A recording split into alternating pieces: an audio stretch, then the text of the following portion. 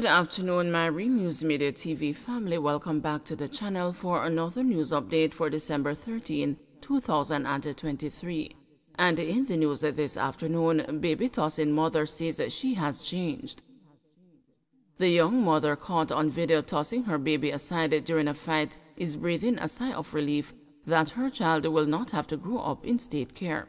According to 21-year-old Kimia Britton Barton, she complied with the Child Protection and the Family Services Agency's directive and handed over her 18-month-old daughter on October 27. "I get back the baby, but not me. An auntie by the father said get the baby because the baby cannot come back in the community," she said of the infant she calls a Twinkle or Pinky. Barton said she is thrilled to once again have access to her child. She said she showered her with hugs and kisses when they were reunited. "When I saw her, I said, 'Twinkle,' and she looked back and started to cry. I kiss her, hug her, and take a lot of pictures with her. I feel happy when I saw my baby, and that I get to hold her again," a joyful Barton told the news on Tuesday. "But it's still hard to fall asleep at night without her baby beside her," she said. According to her, she has taken to sleeping at a people yard for comfort. Barton is also miffed that she was the only one officially charged for participating in the brawl seen in a video that went viral. Barton, baby in hand, was seen in a fist fight with two women. Shortly after the baby was tossed onto the pavement, she quickly grabbed the child by its clothing with one hand, picked up an object with the other, and threw it at her opponent, and the fighting continued. A crowd could be heard in the background cheering on the women. On Tuesday, she complained that she was still being bullied by the women in the video. She also said she has turned her life around. "I am changed, really changed. First time I did not really go to church, but from the incident happened, I said, 'Father, this is not me. May I go to church?'" she shared. The mother of two also expressed gratitude to the people who helped her during her ordeal. "I want to say thanks to the whole Jamaica that was on my side. Thanks to CPFSA," said Barton.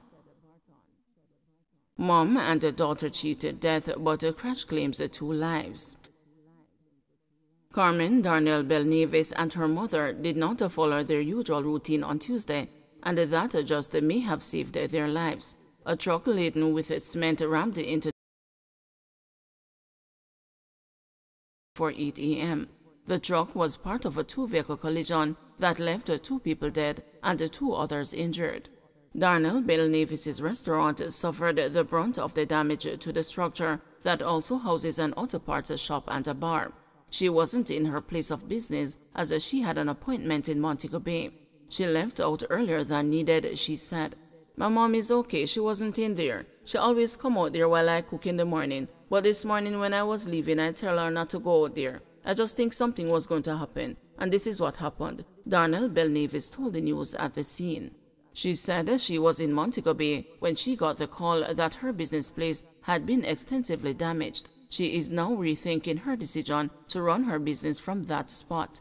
"This makes about 5 times that vehicles have crashed into the light post or into the building," she said, even as she pointed out that they would usually come from the other direction.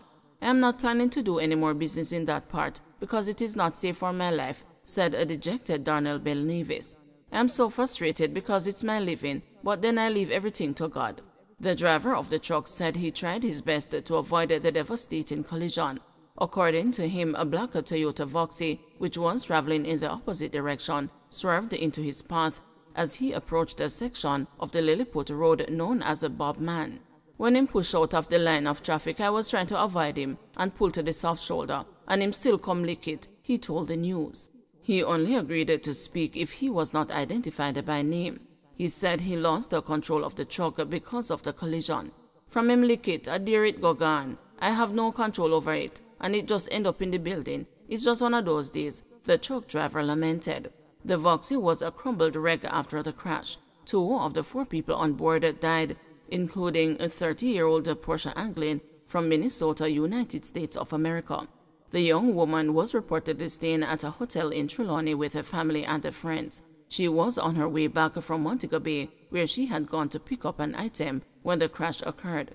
It is said that this was her first ever trip outside of the USA.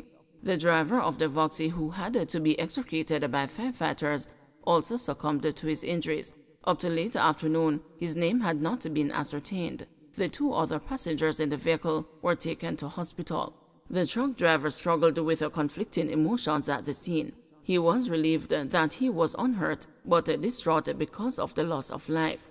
"I feel alright, don't want to go to any doctor or anything. But life has been lost, so me feel away still. It's not my fault still, but life a life still. But I saw it go, one of those days," he said. "I tried everything to save them, but I couldn't save them. Everything I tried, man. Me all come off of the road. You know, see how far I come off the road? I couldn't save them." He said in order to exit, he had to climb through the top of the truck, as the building in which it was jammed made it impossible for the doors to open. "Just a little part that I saw where I could come through, so I just fight and come through. Me I'll scrape up on something, but I have to give God thanks. I am here," he said. Police probing 2 fatal shootings in Trench Town. The Kingston Western Police are probing the fatal shooting of 2 people in the Trench Town community over the last 2 days. A 45-year-old chef is the latest victim. Kerry Parker Gunter was shot dead along 3rd Street on Tuesday morning. Reports were that about 10:50 a.m., Mr. Parker was at his shop when he was attacked and shot by armed men. He was taken to hospital where he was pronounced dead. Another victim, 24-year-old Tavine Peart of Greenville, Mandeville, Manchester, was shot dead along 4th Street on Monday. 21-year-old gets over 28 years in prison for murder and robbery of Clarendon vendor. A 21-year-old Clarendon man was yesterday sentenced to over 28 years in prison for the shooting death and robbery of a fruit vendor in Maypen on Valentine's Day. Romeo Fullerton, who pleaded guilty, was sentenced to 16 years imprisonment for robbery with aggravation, 23 years and 2 months for possession of a prohibited weapon, and 28 years and 3 months imprisonment for murder. The sentences are to run concurrently. Sentencing was handed down in the Clarendon Circuit Court. Facts are that about 8:30 p.m. on February 14, 27-year-old Keith McIntosh of Moko in Clarendon was selling fruits in Maypen when he was approached by Fullerton and another man. There was a brief conversation during which he was shot multiple times by Fullerton. As McIntosh fell to the ground, he was robbed of a bag that he had around his neck. The hoodlums escaped from the scene. An investigation by the Maypen Criminal Investigation Branch led to Fullerton being arrested, and he was subsequently charged. He made numerous court appearances and later pleaded guilty on April 26 before Justice Anne-Marie Lawrence Granger. Assault rifle seized on Mountain View Avenue. A police military team yesterday seized an M4A1 assault rifle with a magazine containing 10 5.56mm rounds of ammunition during an operation on Mountain View Avenue, Kingston 3. The police report that between 10 a.m. and 1 p.m., lawmen were in the area when a premises was searched.